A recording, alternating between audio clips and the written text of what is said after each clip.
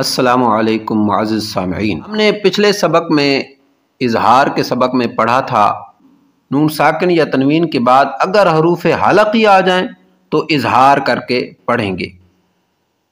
تو آئیں دیکھتے ہیں حروف حلقی کون سے ہیں اور کہاں کہاں سے ادا ہوتے ہیں۔ یہ نقشہ آپ کے سامنے موجود ہے، اس میں آپ دیکھ سکتے ہیں یہ حلق ہے اور یہاں پر یہ حروف موجود ہیں، حروف حلقی ان کو کہتے ہیں۔ یہ حلق سے ادا سب سے اوپر خا خا خا دائیں سائڈ سے، غائن غائن غائن بائیں سائڈ سے،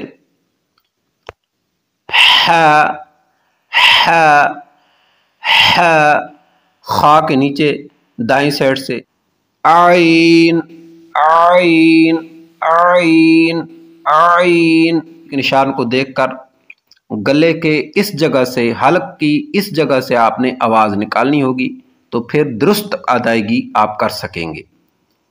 جیسا کہ آپ خا خی خو غا غی غو بائیں سائڈ سے، ح حی حو دائیں سائڈ سے، ا عی عو بائیں سائڈ سے، ہ ہی ہو جیسے ٹھنڈا سانس نکالتے ہیں دائیں سائڈ سے، ا ای او بائیں سائڈ سے۔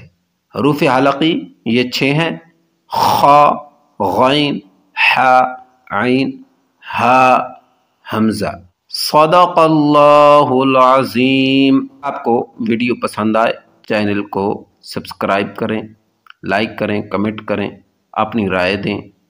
السلام علیکم۔